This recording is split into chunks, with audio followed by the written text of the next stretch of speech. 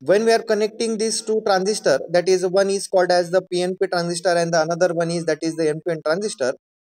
These two transistors are connected in anti-parallel position, and here the three terminals that we can observe, the one is that is the anode, another on the bottom of side we can observe that is the cathode, and the gate is your control terminal. So basically whenever you are providing the some voltage or the current with respect to the gate terminal, then the IC that we can be provided on the second transistor, that is called as the NPN transistor.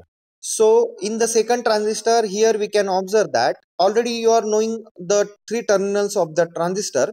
On the upper side we can observe that is the collector, then the base, and the arrow there is the position of the arrowhead. This is the emitter terminal. So the transistor, NPN transistor, it is also called as the T2. So whenever we are providing the gate pulse to the transistor Q2, we can get the current that is called as a IB2.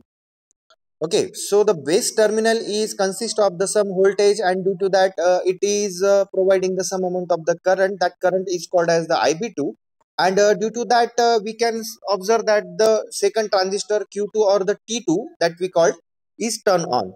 So whenever this NPN transistor or the T2 transistor is on, then it will be providing the some amount of the current, and that current is called as the collector current, that is called as IC2. We are using the second transistor, so we called as the current is IC2. So whenever the IC2 is flowing from the second transistor, this IC2 current is transferred to the base of the Q1 transistor or the PNP transistor or T1 transistor.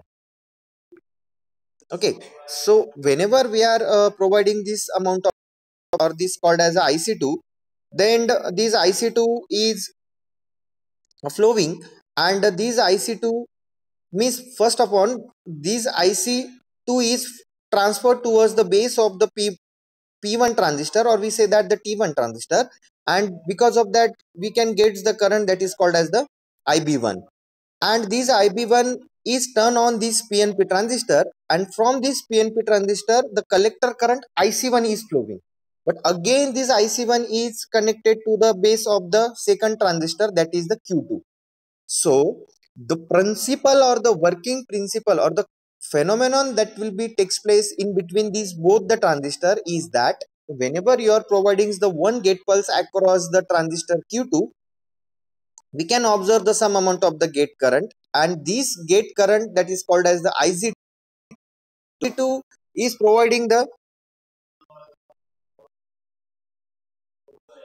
this IC2 is a IB2 is providing the some amount of the current, and due to that the transistor Q2 is on, and this transistor is providing the collector current IC2. Again this IC2 is transferred to the base terminal of the transistor Q1. So because we will observe the some IB1 current there, because of that the first transistor Q1 is turned on and the collector current IC1 is flowing, but again this IC1 is connecting to the base of the second transistor, that is the Q2.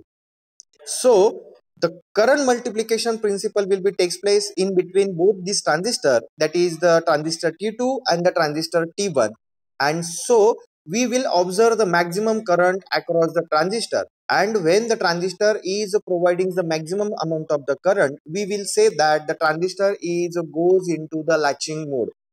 So latching means here we will observe that maximum current across the transistor.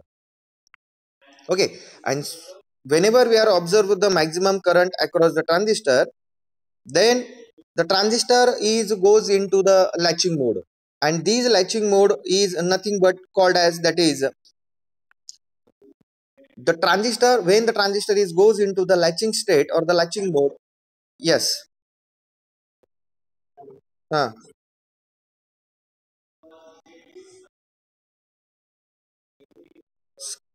कधीपासून दिसत नाहीये?